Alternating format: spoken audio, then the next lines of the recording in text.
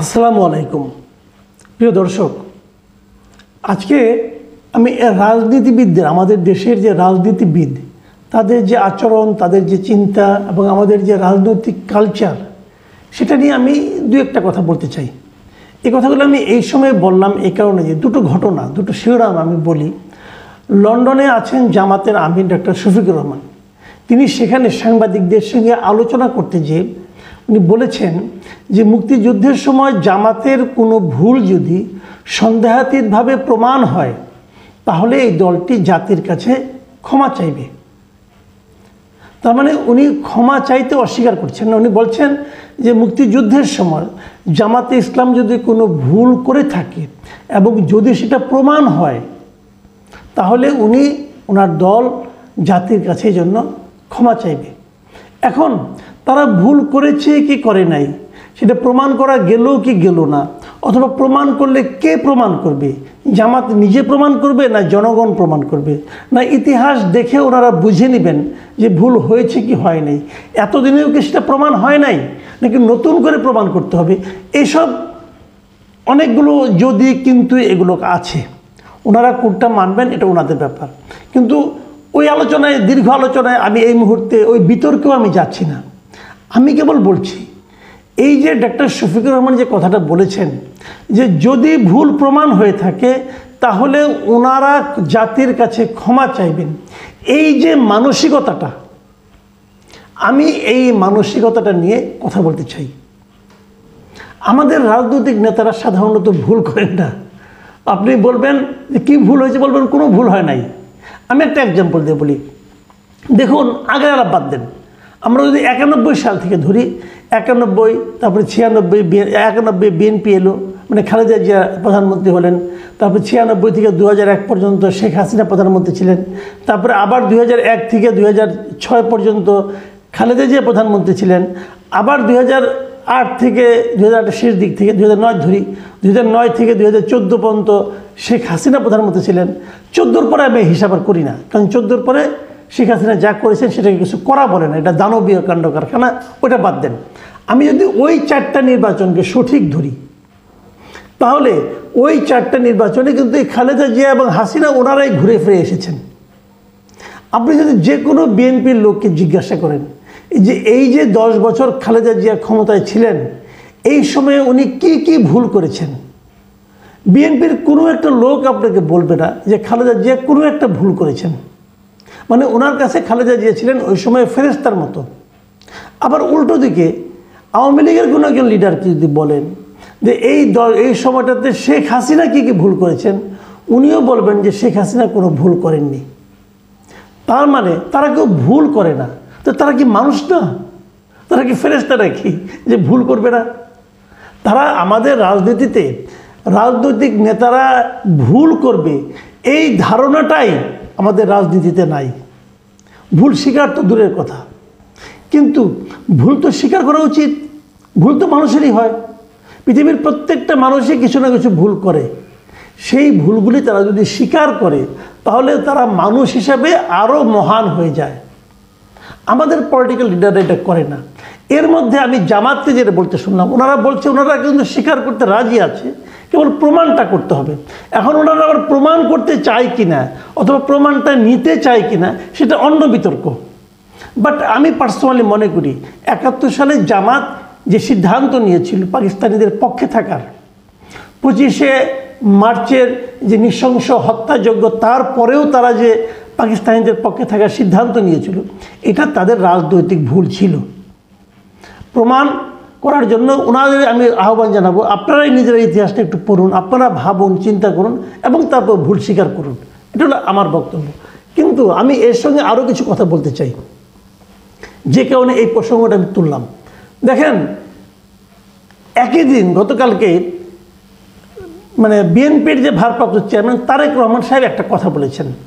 উনি তাদের বিএনপির এখন খুব প্রশিক্ষণ খুব চলছে বিএনপির মধ্যে, এরকম একটা প্রশিক্ষণ কর্মশালায় ওনারা ওই যে রাষ্ট্র মেরামতের 31 দফা এটসেট্রা এগুলি নিয়ে একটা আলোচনা হচ্ছিল। উনি ওখানে জুম মিটিংয়ের মাধ্যমে উনি সংযুক্ত হয়েছিলেন। তিনি এখানে অনেক কথা বলেছেন, কীভাবে রাষ্ট্র মেরামত করতে হবে, কিভাবে প্রধানমন্ত্রী ওনাদের কি প্রস্তাবগুলি সেগুলো দিয়েছেন। এবং তারপর একটা কথা উনি বলেছেন যে আমার নামের আগে কেউ দেশনায়ক, রাষ্ট্রনায়ক এগুলো ব্যবহার করবেন না। আমাদের এখানে কিন্তু একটা প্রচলন আমরা দেখি, যেমন শেখ হাসিনার নামের আগে দেশরত্ন ব্যবহার করা হতো, ওনার পিতার নামের আগে বঙ্গবন্ধু ব্যবহার করা হতো, খালেদা জিয়ার নামের আগে দেশনেত্রী ব্যবহার করা হতো, আপসীর নেত্রী, দেশনেত্রী ব্যবহার করা হতো। এই যে বিশেষণগুলো, এই বিশেষণগুলো তারেক রহমান তার নামের আগে ব্যবহার করতে নিষেধ করেছেন। কেন নিষেধ করেছেন? এই জায়গাটায় আমি আমার বক্তব্য, তো এতদিন তো ব্যবহার করা হতো। উনি এইভাবেই বলেছেন যে আপনাদের নেতা হিসেবে দয়া করে আমার নামের সঙ্গে আজকের পর থেকে দেশনায়ক, রাষ্ট্রনায়ক ব্যবহার করবেন না। এই যে কথাটা ওনারা বলেছেন যে আজকের পর থেকে, এই বাক্যটা হলো আমার জন্য গুরুত্বপূর্ণ। আজকের পর থেকে কেন? তার মানে আজকের আগে ব্যবহার করা হতো। আজকের আগে যেটা ব্যবহার করা হতো, যখন উনি বলেন যে আজকের পর থেকে এটা ব্যবহার করবেন না, তার মানে কি? উনি ভুলটা স্বীকার করে দিলেন। এতদিন যে ওনার নামের আগে এটা ব্যবহার করা হতো, উনি সেটাকে ভুল হিসেবে অভিহিত করলেন এবং করে বললেন আজকে থেকে আমি শুদ্ধ হতে চাই, আজকে থেকে আর কেউ ব্যবহার করবেন না। আমি আবারও বলি, এই যে মানসিকতা আমাদের রাষ্ট্রনায়কদের, আমাদের দেশ যারা পরিচালনা করবেন, আমাদের রাজনীতিবিদ যারা আছে, তাদের মধ্যে এই যে মানসিকতা যে আমি ভুল করেছি, ওই ভুলটা আমি আর করতে চাই না, এটাই হচ্ছে একটা মানবিক বৈশিষ্ট্য। আমরা এই ধরনের নেতা চাই। আমরা যখন একজন নেতাকে কোনো একটা উপাধি দিয়ে দিই, উপাধি দেওয়ার মাধ্যমে তাকে আসলে আমরা আমাদের স্তর থেকে আরও অন্য স্তরে, উপরের স্তরে নিয়ে যাই। এই যে একজনকে উপরের স্তরে নিয়ে যাওয়া, এটাই কিন্তু গণতন্ত্রের যে মূল চেতনা তার বিরোধী। গণতন্ত্রে বলা হচ্ছে সব মানুষই সমান, সব মানুষেরই সমান অধিকার যে দেশ পরিচালনার ক্ষেত্রে মতামত দেওয়ার জন্য। সবার মতামতে আপনি শুনবেন এবং এই জন্য সব মানুষেরই একটা করে ভোট। যাকে আপনি দেশরত্ন বলেন তারও এক ভোট, যাকে আপনি দেশনেত্রী বলেন তারও এক ভোট, যাকে আপনি বঙ্গবন্ধু বলতেন তারও এক ভোট ছিল, এবং যাকে আপনি একটু আগে দেশ নায়ক বলতেন, রাষ্ট্রনায়ক বলতেন, তারও এক ভোট। এই বিষয়টা ওই দেশ নায়ক ও রাষ্ট্রনায়ক যাকে বলতেন তিনি বুঝতে পেরেছেন, বুঝে বলেছেন ভাই আমাকে এটা বলেন না। এইটার মধ্যে কিন্তু এক ধরনের মানুষ কিন্তু প্রশংসা শোনে না, প্রশংসাগুলো নেয়। ওই যে বলে না তেল দেয়, তেল দেয় বা কেউ তেল নেয় বলে তো তেল দেয়, কিন্তু উনি এই তেলটা নিতে চাচ্ছেন না। আমি ওনাকে সাপোর্ট করি এবং আমি মনে করি আমি জামাত নেতাকেও সাপোর্ট করি যে ওনারও যে এই যে ভুল স্বীকার করা যে মানসিকতা উনি প্রকাশ করেছেন, আমার কাছে এটা পছন্দ হয়েছে। দেখুন আমি আরেকটা কথা বলে শেষ করি। এই যে জুলাই আগস্টে যে আন্দোলনটা হলো, এই আন্দোলনে আওয়ামী লীগ সরকার, আওয়ামী লীগ যারা সরকারে ছিলেন, যারা আওয়ামী লীগের সেন্ট্রাল কমিটিতে ছিলেন, তারা যে অপকর্মগুলো করেছেন, সাধারণ মানুষের উপর যে অত্যাচার করেছেন, টর্চার করেছেন, হত্যা করেছেন, আর এর আগে দীর্ঘ 15 বছর ধরে যে গুম করেছেন, খুন করেছেন, মানুষকে নির্যাতন করেছেন, দেশ থেকে অর্থ পাচার করেছেন, এই যে করেছেন না। আমি আওয়ামী লীগের বহু নেতার সঙ্গে নানা সময় গত 3 মাসে টুকটাক টুকটাক কথাবার্তা হয়েছে। কেউ বিদেশে আছেন, কেউ ওই জায়গায় আছেন, হয়তো হোয়াটসঅ্যাপে কথা বলেন। আমি নানাভাবে তাদেরকে জিজ্ঞাসা করার চেষ্টা করেছি যে আপনারা এর জন্য অনুতপ্ত কিনা। আমি অনুতাপ খুব একটা দেখিনি। আমি বিরক্তি দেখেছি, যারা নাকি দেশে আছেন, মাঠ পর্যায়ে আছেন, তৃণমূলে আছেন, তারা বিরক্ত হয়েছেন এই নেতৃত্বের প্রতি। বলেছেন হাসিনা আমাদের দলটাকে শেষ করে দিল, হাসিনা নিজেকে শেষ করেছে, দলটাকে শেষ করেছে, তার পিতাকে শেষ করেছে, এগুলি বলেছেন, ঘৃণার সঙ্গে বলেছেন।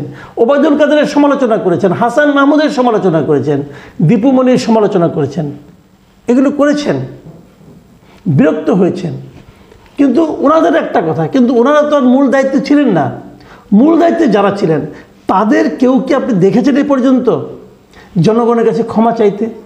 এই যে একটা দাবি উঠেছে, যদি আওয়ামী লীগ রাজনীতি করতে চায় তাহলে তাদের এই কৃতকর্মের জন্য ক্ষমা চেয়ে আসতে হবে।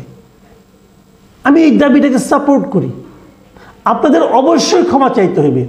আপনারা যে অন্যায় করেছেন, যে অপকর্ম করেছেন, যে ঘৃণ্য কাজ করেছেন, এর জন্য আপনাদেরকে দলীয়ভাবে ক্ষমা চাইতে হবে। কিন্তু ক্ষমা চাওয়া মানেই যে শেখ হাসিনাকে মাফ করে দেওয়া হলো, ওবায়দুল কাদেরকে মাফ করে দেওয়া হলো, তা কিন্তু না। ওনাদের কৃত অপরাধের বিচার তো আইন অনুযায়ী হবে, কিন্তু যদি দলকে টিকিয়ে রাখতে চান আপনাকে ক্ষমা চাইতে হবে, এবং এই ক্ষমা চাওয়ার মানসিকতা আমাদের রাজনীতিবিদদের মধ্যে থাকতে হবে। আপনাদেরকে জনগণ ভরসা করে কোনো একটা দায়িত্বে পাঠায়, সেই দায়িত্ব আপনি পালন করতে না পারলে জনগণের কাছে ক্ষমা চাইবেন। যদি জনগণ আপনাদেরকে ক্ষমা করে তাহলে আপনারা আবার রাজনীতি করবেন, আর যদি জনগণ ক্ষমা না করে তাহলে যা হবার তাই হবে। এই জিনিসটা আমাদের রাজনীতিবিদ যারা এখন আছেন তাদেরকেও বুঝতে হবে, যারা আগামীতে রাজনীতি করতে যাবেন তাদেরকেও বুঝতে হবে।